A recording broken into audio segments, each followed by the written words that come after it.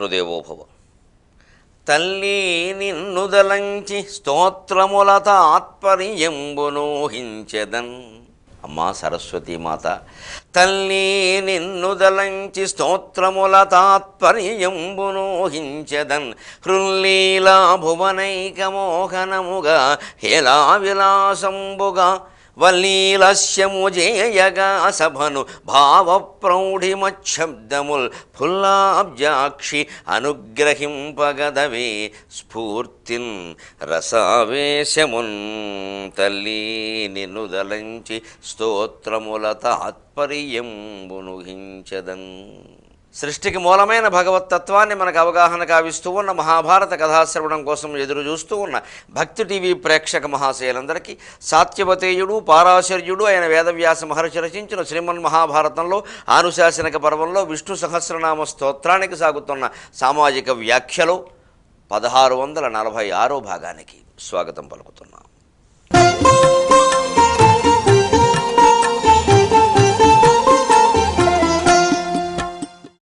విస్తారస్థావరస్థాణు ప్రమాణం బీజమవ్యయం అర్ధోనర్ధో మహాకోశో మహాభోగో మహాధనక. అర్థ అనర్థ అన్నదానికి శాస్త్రీయమైన వ్యాఖ్యానం చేశాం. కానీ మనకి లౌకికంగా ఇంకోటి ఉంది అలవాటుగా. అర్థం అంటే డబ్బు. అర్థం అనర్థం భావయ నిత్యం నాస్తి తత సుఖలేశ సత్యం అని భజగోవింద శ్లోకాల్లో శంకరాచార్య చెప్పారు.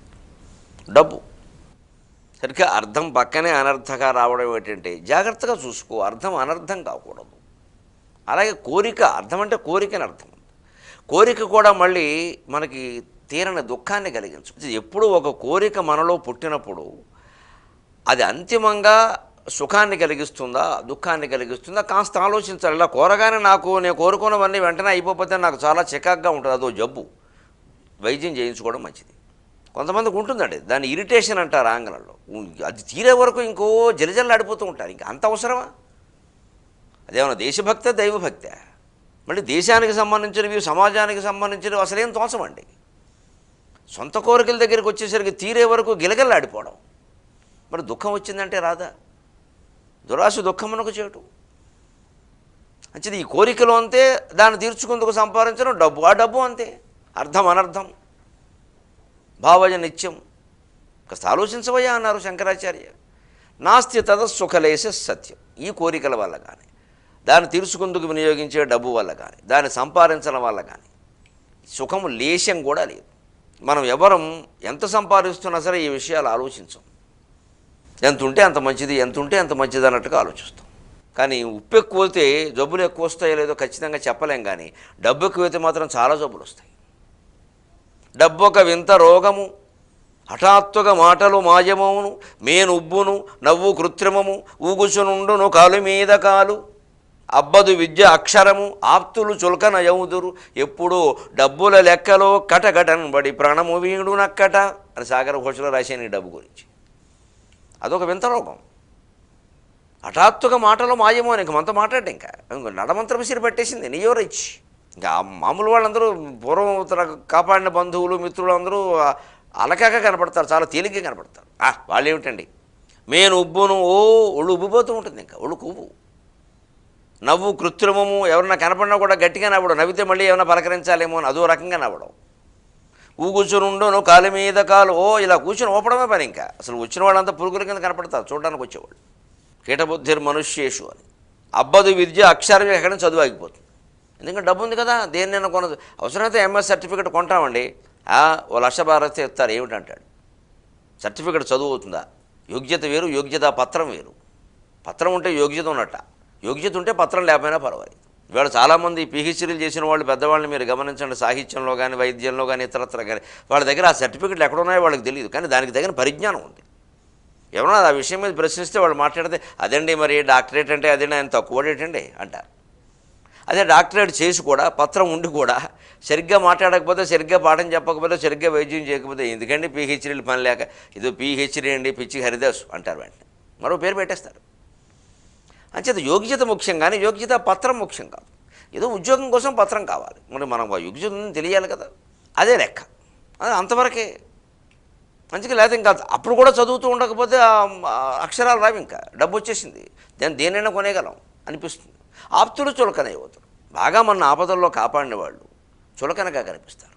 చివరికి ఎప్పుడో డబ్బుల లెక్కలో కటకటను బట్టి ప్రాణము వీడు అక్కడ. ఈ డబ్బులు లెక్కెట్టుకుంటూ అక్కడ ఎంత పెట్టాం, ఇక్కడ ఎంత పెట్టాం, ఈ స్థలాలు, పొలాలు, ఇళ్ళు, ఈ లెక్కలు వేసుకుంటూ అవేమేమింది ఇవేమైంది దాని గురించి ఏదైనా చిన్న వార్త రాగానే కంగారు పడిపోయి ఇక బెంగట్టేసుకుని ప్రాణం పోతుంది.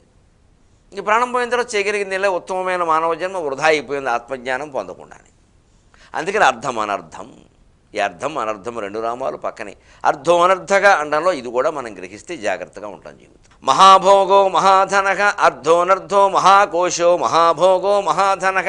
మహాకోశ శరీరంలో పంచకోశములు ఉన్నాయి. ఏతమన్నమయమాత్మానముపసంక్రామతి ఏతత్ ప్రాణమయమాత్మానముపసంక్రామతి ఏతన్మనోమయమాత్మానముపసంక్రామతి ఏతద్విజ్ఞానమయమాత్మానముపసంక్రామతి ఏతదానందమయమాత్మానముపసంక్రమ్య. ఇవి పంచకోశాలు. అన్నమయ కోశం, ప్రాణమయ కోశం, మనోమయ కోశం, విజ్ఞానమయ కోశం, ఆనందమయ కోశం. ఈ కోశాలకు అతీతమైన వాడు కాబట్టి మహాకోశ మహాన్ కోశ. ఈ కోశాలకు అతీత. ఈ కోశాల అన్నమయ కోశం శరీరం, దీంట్లో ఉండే ప్రాణవాయువు ప్రాణమయ కోశం. ఆ ప్రాణం ద్వారా ఏర్పడింది మనస్సు కాబట్టి అది మనోమయ కోశం. అన్నం పైన ప్రాణం, ప్రాణం పైన మనస్సు. అన్నం వల్ల ప్రాణం, అన్నం తినకపోతే ప్రాణవాయువు ఉండదు. ఆ ప్రాణవాయువు లేకపోతే మనస్సు లేదు. అంచేత మనస్సులో వచ్చే ఆలోచనల్ని గాలివాటం ఆలోచనలు అంటారు. గాలి అంటే ప్రాణవాయువే, ప్రాణం లేకపోతే మనస్సు లేదు. ప్రాణం పోయిన శవానికి మనస్సే ఉంది. ఆ మనస్సే విజ్ఞానమయ కోశం. అదే విజ్ఞానమయ కోశంలోనే జీవుడు అనేవాడు ఉంటాడు, ప్రతిబింబ మాత్రంగా ఉంటాడు. ఆ మనస్సు లేకపోతే జీవుడు లేడు. ఆ మనస్సులో అస్తమానం కలిగే సంకల్పాలు, కోరికలు, రాగద్వేషాలు ఇవే జీవస్వరూపం. జీవుడికో ప్రత్యేకమైన స్వరూపం లేదు. జీవుడు ఆభాస, ప్రతిబింబం. మన నీడ అర్థమైతే జీవుడు అర్థమవుతాడు. కలలో మనం ధరించే రూపం అర్థమైతే జీవుడు అర్థమవుతాడు. మనస్సు కళ్ళు మూసుకుని మనం ఊహించుకున్న మన రూపం అర్థమైతే జీవుడు అర్థమవుతాడు. అద్దంలో మన ప్రతిబింబం అర్థమైతే జీవుడు అర్థం. ఛాయా శరీరే ప్రతిబింబగాత్రే. వివేక చూడమంలో చెబుతారు ఎన్ని రకాల శరీరాలు మనిషికి ఉన్నాయో అవన్నీ నీవు కాదని నీకు తెలుసున్నాయా, మరి ఇది మాత్రం నీదని ఎలా అనుకుంటున్నావు అంటాడు ఆయన. ఛాయా శరీరే ప్రతిబింబగాత్రే యత్ స్వప్నదేహే హృది కల్పితాంగే యథాత్మభావస్తవ నాస్తి కాచితు జీవశరీరేతు తథైవ మాస్తు. ఛాయా శరీరం, నీ నీడను చూస్తున్నావు. నువ్వు ఎప్పుడైనా నీదనుకున్నావా? ఎవడైనా నీడను తొక్కినా, నీడ మీద ఉమ్మేసినా మనకు బాధ కలిగింది మళ్ళీ. కానీ నీడ మనం అని అనుకోలేదు. మనం వెంటనే తేరుకుంటున్నాం. ప్రతిబింబగాత్రే, అద్దంలోనో నీటిలోనో, పునః అద్దంలోనే ప్రతిబింబాన్ని చూసాం. ప్రతిబింబం మనది కాదని మనకు స్పష్టంగా తెలుసు. ఈ రూపాన్ని సరిదిద్దుకోవడానికి దాన్ని వినియోగించుకుంటున్నాం, కానీ దానికేం అలంకారాలు చేయట్లేదు. బొట్టెట్టుకుంటే అద్దం చూసి మనం బొట్టెట్టుకుంటాం, కానీ అద్దంలో బింబానికి బొట్టెడతామా? జరిగే పని అది. కానీ అద్దంలో మన ప్రతిబింబం మీద ఎవరైనా ఉమ్మేసినా, ఎవరైనా కొట్టినా, నన్ను కొడతావే అంట, నన్ను ఎక్కడది మన ప్రతిబింబాన్ని. ఇదే ఆభాస. అలాగే సరిగ్గా జీవుడికి అనేకం జరుగుతుంటే అవన్నీ అసలు వాడికి జరుగుతున్నాయి అని అనుకోడు. మనస్సులో కలిగేవన్నీ నాకే జరుగుతున్నాయి నన్నే అంటున్నారు. నేనే ఆ మనస్సు, నేనే ఆ జీవుడు అనుకోవడం వల్ల జరుగుతుంది. ఇదే విజ్ఞానమయ కోశంలో జరుగుతున్న మహామాయ. దాని నుంచి బయటపడాలంటే వీధి తీసేయాలి, జ్ఞానమయ కోశంలోకి వెళ్ళాలి. అది పైన ఆనందమయ కోశం. ఆనందో బ్రహ్మేతి వ్యజానాత్ ఆనందాదేవ ఖల్విమాని భూతాని జాయంతే ఆనందేన జాతాని జీవంతి ఆనందం ప్రయంత్యభిషం విశంతీతి. ఆనందమే బ్రహ్మస్వరూపం. ఆనందం నుంచి ఈ జీవులన్నీ పుడుతున్నాయి. ఆనందం వల్లనే ఈ పుట్టినవన్నీ వృద్ధి పొందుతున్నాయి. ఆనందంలోనే తిరిగి ప్రవేశిస్తున్నాయి. ఆ ఆనందమయ స్వరూపమే మహాకోశక దేహాది పంచకోశేషు యా స్ఫూర్తిరనుభూయతే సా స్ఫూర్తిరాత్మా నైవాన్యతు ఇది వేదాంత డిండిమఖ. శంకరాచార్య చెప్పిన మాట డిండిమ స్తోత్రంలో. దేహం, ప్రాణము, మనస్సు, విజ్ఞానము, ఆనందము అనేటువంటి కోశాల్లో పంచకోశేషు యా స్ఫూర్తిరనుభూయతే. ఈ మాట్లాడుతున్నా, కదులుతున్నా ఏ చైతన్యం వల్ల కారణంగా, ఏ స్ఫురణ కారణంగా ఇది జరుగుతుందో, కళ్ళు మూసుకుంటే నేను అనే స్ఫురణ మాట కాదు, ఏది కలుగుతోందో అదే ఆత్మ. సా స్ఫూర్తిరాత్మ నైవ అన్యతు, వేరే ఏది కాదు. ఆ స్ఫూర్తి నువ్వు, ఆ స్ఫూర్తి నీలో ఉన్నట్టే పక్కవాళ్ళలో ఉంది, వాడికి నీకు మధ్యలో కూడా ఉంది. ఇక మనలో ఉన్న స్ఫూర్తి ఆభాస తీసిపారాయి. అప్పుడు విశ్వమంతా ఒకటే, విశ్వమంతా విష్ణువే. విష్ణు సహస్రం ఒక్క మాటలో ఎంత బాగా అర్థమవుతుందండి. ఎంత సుఖంగా ఉంటామండి ఇది అర్థమైతే. అంచేత అర్థం చేసుకోవడం, ఆచరణలో పెట్టడం మీదే ఎక్కువ శ్రద్ధ చెయ్యాలి. పారాయణలు చేసుకుంటూ పోవడం, నైవేద్యాలు పెంచుకుంటూ పోవడం, హడావిడి చేసుకుంటూ పోవడం కాదు. మహాకోశో మహాభోగ, స్వామివారి భోగం. ఇప్పుడు ఆ భోగం మనకు అర్థం కావాలంటే ఏదో ఒక అవతారాన్ని ఆశ్రయించాలి. మరి నిరాకార నిరంజన స్వరూపానికి భోగాలు ఎలా ఉన్నాయో మనకెలా తెలుస్తుందండి? అదే శ్రీకృష్ణుని యొక్క భోగం. కస్తూరి తిలకం లలాట ఫలకే, శ్రీకృష్ణ కర్ణామృతంలో లీలాశుకుని శ్లోకం. కస్తూరి తిలకం లలాట ఫలకే వక్షస్థలే కౌస్తుభం నాసాగ్రే నవమౌక్తికం కరతలే వేణుం కరే కంకణం సర్వాంగే హరిచందనం చ కలయన్ కంఠే చ ముక్తావళీం గోపస్త్రీ పరివేష్టితో విజయతే గోపాల చూడామణి, విజయతే గోపాల చూడామణి. క్షత్రియ కులంలో పుడతాడా? రాజ్యం లేని యాదవుల కులంలో పుడతాడా? చెరసాల నుంచి తప్పించుకుని బయటకు వస్తాడా? గొల్ల కులంలో పెరుగుతాడా? ఆనాటి రాజకీయాలన్నింటిలో ప్రధాన పాత్ర వహిస్తాడా? ఏ కులంలో పుట్టినా, ఏ ప్రాంతంలో పెట్టినా ప్రతిభావంతుడైనటువంటి మనిషి రాజ్యం ఏలేయగలడు అనడానికి శ్రీకృష్ణుని జీవితం ఉదాహరణ కాదండి. ఆయనకున్న కష్టాలు మనకు ఎవరికైనా ఉన్నాయా? మనం ఎవరైనా చెరసాలలో పుట్టామా? మన పుట్టగానే చంపేసే మేనమామలు ఎవరైనా మనకున్నారా? మనం ఏం చేశాం? అజ్ఞానంతో శ్రీకృష్ణుడిది రోహిణి నక్షత్రం కాబట్టి, ఆయన ఏదో మేనమామని చంపాడు కాబట్టి రోహిణి నక్షత్రంలో పుట్టిన వాడితే మేనమావ గండం అని ఒకడు పుట్టించాం ఇక్కడ. అక్కడి నుంచి నూనెలో చూస్తావా, నాంతూ చూస్తావా, చెరువులో చూస్తావా అని మొదలెట్టావు ఇక్కడ. ఇదో ప్రక్రియ, ఆచారం సరిపోయింది. రోహిణి నక్షత్రంలో పుట్టినవాడికల్లా పుట్టినవాడల్లా మేనమావ గండమవుతాం నిజమైతే, రోహిణి నక్షత్రంలో పుట్టినవాడల్లా మరి శ్రీకృష్ణుడు చేసిన గొప్ప కార్యాలన్నీ ఏడో ఏటో గోవర్ధనం ఎత్తాలి. ఇప్పుడు చెయ్యెత్తలేకపోతున్నాడు క్లాసులో కూర్చుని. ఈ పిచ్చి నమ్మకాలే మనం వదులుకోవాలండి. ఆరుద్ర నక్షత్రం పుడితే అత్తగారికి గండం, రోహిణి నక్షత్రంలో పుడితే మేనమావ గండం. ఎవరికి ఏ గండాలో ఈ నక్షత్రాలను బట్టి గండాలు ఉండవు. వీడి నక్షత్రానికి మేనమావ గండానికి సంబంధం లేదు. ఈ చివరికి ఈ నమ్మకాలు మిగిలే హిందూ ధర్మంలో మిగిలినవన్నీ అసలు శాస్త్రం పోయింది, అసలు జ్ఞానం పోయింది, అజ్ఞానం మిగిలింది బాగా. ఇంకా అక్కడి నుంచి కొడుకు చచ్చిపోవడం, ఇలా పుట్టాడంటే ఏమైనా చేయాలంటే అలా చేయాలని ఏమి చేయక్కల, డాక్టర్ గారు చెప్పిన పనులు చేస్తే చాలు. అసలు నిరంతరం చేయవలసిన దైవస్మరణ మానేశారండి. అది కుదరదండి మనకి. ఏదో ప్రక్రియ చేసేస్తే అయిపోతుంది. ఓ పావు గంటలోనో, అరగంటలోనో, 10 రోజుల్లోనో, 40 రోజుల్లోనో, వ్రతం రూపంలోనో, నోమ రూపంలోనో, దీక్ష రూపంలోనో తెవిల్చేద్దాం. తర్వాత మన ఇష్టం వచ్చినట్టు ఉండొచ్చు. అంటే ఇదంతా జీవితం నుంచి తప్పించుకోవడమే. నిరంతరం ఎందుకు స్మరించలేకపోతున్నాం? ఏ నక్షత్రమైనా కానీ, ఎక్కడైనా పుట్టని, ఏ పాదమైనా కానీ భగవత్పాదాన్ని నమ్ముకున్నాం. ఈ నక్షత్రాల పాదాలు మన ఏం చేస్తాయండి? ఆ నమ్మకం లేక. పోనీ ఈ ప్రక్రియలు ఆచరిస్తున్న వాళ్ళు దయచేసి ఆలోచించండి. మీ మనస్సు శాంతంగా ఉందా? కొట్టుకుపోతున్నాం ఆందోళనతో. ఏమవుతుందో, ఎన్ని చేసినా సంతృప్తి లేదు. అక్కడికి నవగ్రహాలకి జపం చేయించాం, అయినా జరగవలసింది జరగనే జరిగింది. అసలు గ్రహం జపం చేయలేదమ్మా. ఆ అసలు గ్రహమే శ్రీ మహావిష్ణువు. ఆయన అనుగ్రహం ఉండాలి. అంటే నిరంతరం నీ మనస్సులో నువ్వు స్మరించాలి. ఇవేవి చేయకల. ఎక్కడ నవగ్రహాలు ఉన్నాయో అక్కడికి వెళ్ళి ఓ నూనె పోసి, నెయ్యి పోసి హడావుడి చేయక్కల. పోయవలసింది భక్తిరసం. అది మనస్సులో మనం ఉన్న చోటే కూర్చుని రమణుడు ఏ నవగ్రహాలు వస్తాయో మన జోలికి. తాటంక యుగళీ భూత తపనోడుపమండల ఒక నామంతో జవాబు చెప్పి పంపిస్తాం. ఆ ధైర్యం ఇస్తుంది మతం. మతం అజ్ఞానంలో ముంచదండి. అలా ముంచేలా చేస్తున్నారు. ఎందుకంటే స్వార్థ ప్రయోజనాల కోసం. భగవంతుడు నిజంగా అర్థమైతే మన కాళ్ళ మీద మనం నిలబడతాం. ఎవడి కాళ్ళ మీద పడం. ఎవడి కాళ్ళ మీద పడ్డం భక్తి కాదు, మన కాళ్ళ మీద మనం నిలబడ్డం భక్తి. భక్తుడు చాలా జ్ఞానవంతుడు, భక్తుడు చాలా ధైర్యవంతుడు. వాడి కాళ్ళ మీద వీడి కాళ్ళ మీద పడేవాడు భక్తుడు కాదు, దాసుడు. దాసత్వం భక్తికి వ్యతిరేకం. భక్తి జ్ఞాన మార్గానికి వెళ్ళాలి, భక్తి దాసులను చేయకూడదు. ఇది మహావిష్ణువు యొక్క భోగం, మన భోగం. గోపాల చూడామణి. గొల్లకులంలో పుట్టాడా? గోవులను కాచుకున్నాడా? జగత్తుకంతరికి దేవుడైపోయాడా? మనం ఎందుకు అవ్వలేమండి? మనం పుట్టిన చోట పట్టి ఏదో జరిగిపోయింది అనుకుంటున్నాం. మనం ఆత్మవిశ్వాసం ఉంటే కదా. కస్తూరి తిలకం లలాట ఫలకి వక్షస్థలే కౌస్తుభం. ఎక్కడో పాలసముద్రంలో పుట్టినటువంటి కౌస్తుభం. కృష్ణావతారంలో కూడా శ్రీ మహావిష్ణువు యొక్క ఆయుధములు, ఆభరణములు, చిహ్నములు అన్నీ ఆయన్ని అనుసరించాయి. నాసాగ్రే నవమౌక్తికం.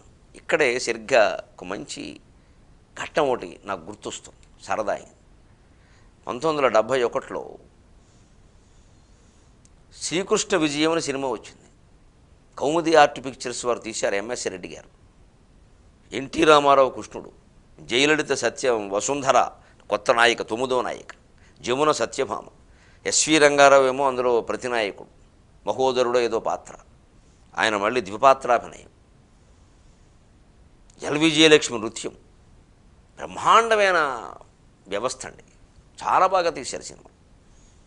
అందులో మొట్టమొదటి ఇలా కృష్ణుడు ఇలా ఎన్టీ రామారావు ఇలా కూర్చోగానే ఈ శ్లోకంతోనే ఆయనకి అలంకారాలు జరుగుతాయి. కస్తూరి తిలకం అనగానే ఇలా తిలకం దిద్దినట్టుగా, వక్షస్థలే కౌస్తుభం అనగానే 8 మంది భార్యల్లో ఒక ఆవిడ వచ్చి కౌస్తుభం సరి చేస్తుంది. చాలా బాగుంటుంది. అది ఇప్పటికీ మాకు ఆ మనస్సులో ఉండిపోయింది. 40 ఏళ్ళు 50 ఏళ్ళు అయిపోయాను.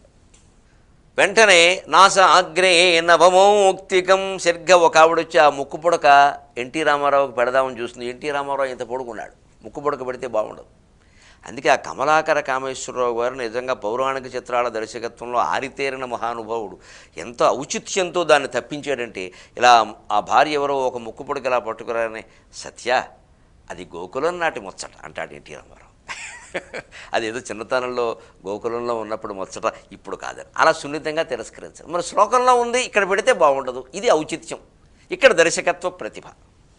శ్లోకంలో ఉంది కదా అని ముక్కు పుడక పెట్టేయకూడదు. అలాగే శ్లోకంలో ఉన్నదాన్ని లేకుండా చేస్తూ చూసే వాళ్ళకి, పండితులైన వాళ్ళకి అనుమానాలు వస్తుంది. అన్నీ పెట్టాడు కానీ ఆ ముక్కు పుడక విషయం చెప్పలేదని. అనౌచిత్యాన్ని ఎలా పరిహరించాలి అంటే ఇంత తెలివిగా పరిహరించాలి. అది నాసాగ్రే నవమౌక్తికం కరతలే వేణుం, అప్పుడు వేణు ఒక ఆవిడ పట్టుకొచ్చేస్తుంది. కరే కంకణం, చేతి కంకణం ఒక ఆవిడ దొడుకుతుంది. మొత్తం మీద 8 మంది భార్యలు 8 పనులు చేస్తారు. ఇంకేదో ఒకటి మిగిలిపోతే సరిగ్గా కథ ఎంత బాగా కలుపుతారంటే, ఇది ఒక్కడ మిగిలిపోయింది. ఈ ఆభరణం ఇవ్వడానికి ఎవరైనా ఉంటే బాగుండంటే వెంటనే నారదులు వచ్చి 9వ ఆవిడ కూడా ఉండాలంటాడు. ఈయన సొమ్మేం పోయింది. ఆ 9వదే వసుంధర. ఆ పాత్ర జయలలిత వేసింది. ఇంకా అక్కడి నుంచి కథ అంతా వసుంధర గురించి నడుస్తుంది. అక్కడి నుంచి సత్యభామ కోపం, ఇక అది రకరకాల మలుపులు జరిగింది. ఇంత చిత్రం ఏమిటంటే, ఇంత గొప్పగా బ్రహ్మాండమైన సినిమా ఎన్టీ రామారావు గారిని పెట్టి, ఎస్వి రంగారావు గారిని పెట్టి అద్భుతంగా తీస్తే దసరా బుల్లోడు గాలిలో కొట్టుకుపోయింది. రకరకాలుగా ఉంటుంది సృష్టి విలాసం, చలనచిత్ర విలాసం. ఇది ఆ ఔచిత్యాన్ని అనౌచిత్యాన్ని పరిహరించి ఔచిత్యంబు పాటించు అని శ్రీనాథుడు నైషధం అనువాదం చేసేటప్పుడు అంటాడే, ఈ చలనచిత్రాల్లో, నాటకాల్లో, రకరకాల కార్యక్రమాల్లో, సభల్లో మాట్లాడేటప్పుడు కొన్ని అనౌచిత్యాలు తప్పించి ఔచిత్యాన్ని పాటించాలంటే ఇలాంటి ప్రతిభతో ఆలోచించాలి. అప్పుడు దానికి సరిగ్గా సరిపోతుంది, లేకపోతే ఇబ్బంది పడిపోతుంది. అదే సహజ ప్రతిభ. అంచేత ఎన్ని శాస్త్రాలు చదివినా, ఎన్ని గ్రంథాలు చదివినా స్వయం ప్రతిభ లేకపోతే కళ్ళే లేని వాడికి అద్దం వల్ల ఉపయోగమేముంది? ఈ శాస్త్రాలన్నీ అద్దాలు. స్వయం ప్రతిభే నిజమైన నేత్రం. కళ్ళు లేనప్పుడు అద్దం ఎందుకు? ఆ కన్ను కనిపెట్టేటువంటి ప్రయత్నం చేయాలి. విద్యార్థులు స్వయం ప్రజ్ఞను సాధించాలి. అప్పుడు ఏ రంగాల్లోనైనా మనం రాణిస్తాం. సర్వాంగే హరిచందనం చ కలయన్, మొత్తం శరీరమంతా హరిచందన గంధాన్ని పూసుకున్నాడు, దివ్య సుగంధం. కంఠేచ ముక్తావళి, ముత్యాలహారాన్ని ధరించాడు. అదే యోగిజనుల హృదయాలు అన్నాడు శ్రీకృష్ణదేవరాయల ఆముక్తమాల్యలో. యోగిజనుల హృదయాలే ఆయన మెడలో ముత్యాలహారంగా వాలాయి అన్నాడు. వ్రాలిన యోగి వర్గము నిర్మలాంతఃకరణములవోలె హారములుదనరా అన్నాడు. వ్రాలిన యోగి వర్గము నిర్మలాంతఃకరణములవోలె హారములుదనరా. ఆయన కోసం తపస్సులు చేసిన మహాయోగులందరూ ఆయన మెడలో ముత్యాల పూసలుగా ఉన్నారట. ఆ దండలో తెల్లగా స్వచ్ఛంగా ఉంటారు కదా, మరి అందుకోసం అలా ఆయన చెప్పాడు. ఇలా ఎన్ని కళలో ఎన్ని వైవిధ్యాలు ఉంటాయండి. శాస్త్రంలో వైవిధ్యం ఉండదు, కళలో వైవిధ్యం ఉంటుంది. అందుకే పురుషుల్లో వైవిధ్యం ఉండదు, స్త్రీలో వైవిధ్యం ఉంటుంది. అందుకే ప్రయాణానికి ఎక్కడికైనా ఏ పెళ్ళికో బయలుదేరామంటే ఆడవాళ్ళు ఒక పెళ్ళి ఒక ముహూర్తం అంతే కదా, ఒక్కరోజే కదా ప్రయాణం, 6 చీరలు పెట్టేస్తారు వీళ్ళిల్లు బంగారంగా. ఎందుకంటే వైవిధ్యం. పొద్దున్న ఒకటి కడతారు, రాత్రి ప్రయాణంలో ఉన్నది పొద్దున్న ఎలాగూ ఉండదు. అక్కడ మధ్యాహ్నం వరకే ఉంటుంది, అది మధ్యాహ్నం మార్చేస్తారు. పెళ్లి సమయానికి మార్చేస్తారు. పెళ్లి కూతురైనా మారుస్తుందో లేదో కానీ వీళ్ళు మార్చేస్తారు. రాత్రి పడుకోవడానికి మళ్ళీ వేరే చీర, పొద్దున్న కనపడడానికి వేరే చీర. మొత్తం మీద ఒకరోజు ప్రయాణానికి 6 చీరలు ఎందుకు ఉంటాయంటే ప్రకృతి స్వరూపం, సృష్టి విలాసం, పురుషుడు ఆత్మ చైతన్యం, స్త్రీ ప్రకృతి విలాసం. ఇది వైవిధ్యమే తప్ప వైరుధ్యం కాదు. అదే ఇక్కడ ఉంటుంది. అందుకే సర్వాంగే హరిచందనం చ కలయన్ కంఠేచ ముక్తావళి. ఆ కవిగారు అలా చెప్పాడు, ఈ కవిగారు అలా చెప్పాడు. కవిత్వం ప్రకృతి, కవిత్వం స్త్రీ స్వరూపం. స్త్రీత్వ స్పర్శ లేనివాడు, స్త్రీ హృదయంలో ఆలోచించలేనివాడు కవిత్వం రాయలేడు. ఆ వైవిధ్యం తెలియాలి. కంఠే చ ముక్తావళీం సర్వాంగే హరిచందనం చ కలయన్ కంఠే చ ముక్తావళీం గోపస్త్రీ పరివేష్టితో విజయతే గోపాల చూడామణి. గోపస్త్రీలందరి చేత పరివేష్టింపబడినటువంటి గోపాల చూడామణికి విజయము లభించునుగాక. జయం విజయం అన్నారు. అర్ధోనర్ధో మహాకోశో మహాభోగో మహాధనక.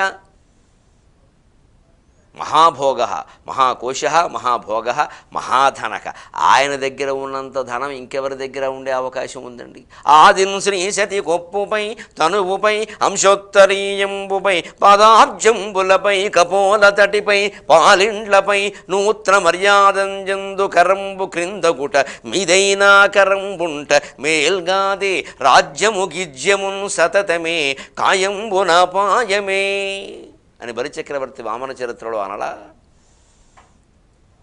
లక్ష్మీదేవి యొక్క సర్వాంగములను స్పృశించినటువంటి చేయండి అది అంటే అర్థం ఏమిటి? శృంగారపరంగా చెప్పేయకూడదు, అది ఊరికే పైకి ఆకర్షణ. భార్య సర్వాంగాలు భర్త స్పృశించారన్న విచిత్రం ఏమిటి? దానికి లక్ష్మీదేవి నారాయణమూర్తి ఎందుకు? అక్కడ అంతరార్థం ఏమిటి అంటే ప్రతిపదార్థం వేరు, అంతరార్థం వేరు. కొప్పుపై తనువుపై అంశోత్తరీయంబుపై పాదాబ్జంబులపై కపోలతటిపై పాలిండ్లపై నూతన మర్యాదంజందు కరంబు. ఇక్కడుంది శృంగారం అంతా. నూతన మర్యాద, ఎప్పటికప్పుడే కొత్త మర్యాద ఎందుకు లభిస్తుందండి? ఆ స్పర్శ ఎప్పటికప్పుడే లక్ష్మీదేవికి కొత్తగా ఉంది. సరిగ్గా భార్యాభర్తల మధ్యలో శృంగారము స్పర్శ అలాగే ఉండాలి.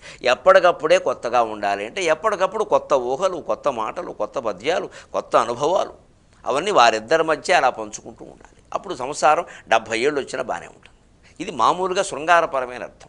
ఇక అంతరార్థం ఏమిటంటే అర్థ అనర్థ మహాభోగ మహాకోశ. కోశము, భోగము, ధనము, అర్థము ఇవన్నీ డబ్బుకు సంబంధించి కూడా ఉంటాయి. డబ్బు దాచేదాన్ని కోశాగారం అంటారు, డబ్బు దాచేదాన్ని ధనాగారం అంటారు. డబ్బు ఉన్నవాడే మహాభోగాలు అనుభవిస్తాడు. అంచేది అర్థక అనర్థక మహాభోగ మహాకోశ మహాధనక ఇవన్నీ ధన సంపాదనకు సంబంధించినవి. ఆ ధనము యొక్క సర్వాంగాలు స్పృశించాడంటే అర్థం ఏమిటండి? ధన కనక వస్తు వాహనాల సేవలన్నింటి రూపంలో ధనాన్ని అనుభవించగలిగిన వాడు. కొందరి దగ్గర డబ్బు ఉంటుంది, పొలం ఉండదు. కొందరికి 100 ఎకరాల పొలం ఉంటుంది, చేతిలో 100 రూపాయలు ఉండవు. కొందరికి బంగారం బాగా ఉంటుంది, సెంటు భూమి ఉండదు, గజం స్థలం ఉండదు. కొందరికి భూములు స్థలాలు ఉంటాయి, మెడలో మంగళసూత్రం తప్ప ఏముండదు. వాళ్ళ శ్రద్ధంతా దాని మీద. కాస్త ఏదైనా 10,000 10,000 1,00,000 రూపాయలు వచ్చాయనగానే కొనేస్తారు ఏదో ఒకటి. 1,00,000 రూపాయలు ఒక సెంటు కొనే పర్లేదు, ఒక్క సెంటు ఏం చేసుకుంటే కొనే ముందు అంటారు. అలా సెంటు పోకేసి ఎకరం చేసేస్తాడు. ఆయన దృష్టి అంతా పొలాల మీదే. ఇంకొక ఆయన దృష్టి ఎంతసేపు పొలం ఏంటంటే పండదో, ఏం ఆదాయం రాదు, సైట్ ఉంటే రేటు పెరుగుతుంది అని ఆయన స్థలాలకు ఉంటాడు. ఇంకొక ఆయన బంగారం రూపంలో దాస్తాడు. ఇంటర్నేషనల్ గోల్డ్ అండి, అంతర్జాతీయం అండి మార్కెట్ అనుకుంటారు మీరు అంటాడు. ఇంకొక ఆయన అలా కాదు, ఎంతసేపు ఫిక్స్డ్ డిపాజిట్ 3 ఏళ్లకో 5 ఏళ్లకో వేయడం, మళ్ళీ దాన్ని రెట్టింపు, మళ్ళీ దాన్ని అలా చేయి, మళ్ళీ దాన్ని అలా చేయి. ఎక్కడైనా పెడితే చాలా ఇబ్బంది అండి. స్థలం అయితే ఎవరైనా ఆక్రమిస్తారండి, పొలం అయితే మక్తాలు రావండి, బంగారం మీద అమ్మో ప్రమాదం అండి, డబ్బు చేతిలో ఉంటే కొట్టేస్తారండి అని ఆయన ఆలోచన అయింది. ఆయన బంగారం అంటే ఇలా రకరకాల విభాగాలుగా ఆలోచిస్తున్న వాళ్ళందరూ ధనాన్ని సంపూర్ణంగా అనుభవించడం లేదు. ధనం పొలం రూపంలో కొంత ఉండాలి, ఇళ్ల రూపంలో కొంత ఉండాలి, స్థలం రూపంలో కొంత ఉండాలి, బంగారం రూపంలో కొంత ఉండాలి, డబ్బు రూపంలో కొంత ఉండాలి. ఈ రోజుల్లో మరీ అవసరం. ఎందుకంటే ఓ దాంట్లో మోసం జరిగినా రెండో దాంట్లోనైనా బయటపడతాం. పూర్తిగా ఒక్క రూపంలోనే ఉండడం మంచిది కాదు. అలాగే ధన కనక వస్తు వాహనాలు, వాహనం లేకపోతే సమయానికి మన వాహనం మనకు ఉండాలి కదా. అలాగే కొన్ని వస్తువులు ఇంట్లో లేకపోతే ఎంత డబ్బు ఉన్నా వచ్చిన వాళ్ళు ఏమంటారు, కోట్లు ఉన్నాయని ఇంట్లో ఎంత చేపలు తప్పితే ఏం లేవు అక్కడ, ధనవంతులు ఇల్లులా లేదు అంటారు. కాస్త వాళ్ళ నుంచి కూడా అటువంటి వ్యాఖ్యానాలు రాకుండా ఉండాలంటే కొంత సామగ్రి ఇంట్లో ఉండాలి, కనీసం అవసరమైంది. అది కాస్త వైభవంగానే ఉండాలి. అవసరమైన డబ్బు ఉన్న వాళ్ళు 4 నౌకర్లను పెట్టుకోవాలి, వాళ్ళకి ఉపాధి కల్పన తప్పే ఉందండి. అన్ని పనులు మేమే చూసుకుంటాం, మాకు అవసరం లేదు అంటే అది ఏదో శారీరక శ్రమ కోసం అయితే పర్వాలేదు, కానీ పిసినుకొట్టుతనంతో కాకూడదు. వరవిక్రయ నాటకంలో లింగరాజులా చేసి మూట కట్టకూడదు. అంచేత మహాకోశంలో ఉన్నవాడు మహాభోగములు అనుభవించాలి, మహాధనవంతుడై ఉండి అన్ని రకాల ప్రయోజనాలు పొందాలి. లక్ష్మీదేవి యొక్క సర్వాంగములను స్పృశించిన చేయి అంటే ధనాన్ని పొలాల రూపంలో, ఇళ్ల రూపంలో, వాహనాల రూపంలో, వస్తువుల రూపంలో, అన్నింటికీ మించి మనశ్శాంతి రూపంలో అనుభవించగలగాలి. ఇన్ని మన చుట్టూ ఉన్నా సరే, లక్ష్మీదేవి కాళ్ళ దగ్గర ఉన్నా సరే, ఇన్ని వైభవాలు ఉన్నా సరే, ఆయన ఆత్మధ్యానంలోనే ఉంటాడు. అటువంటి వాడే మహాధన. మళ్ళీ 23:30 గంటల్లో మనం కలుద్దాం. అంతవరకు తెలుగులోనే సంతకాలు కూడా చేద్దాం. సెలవు.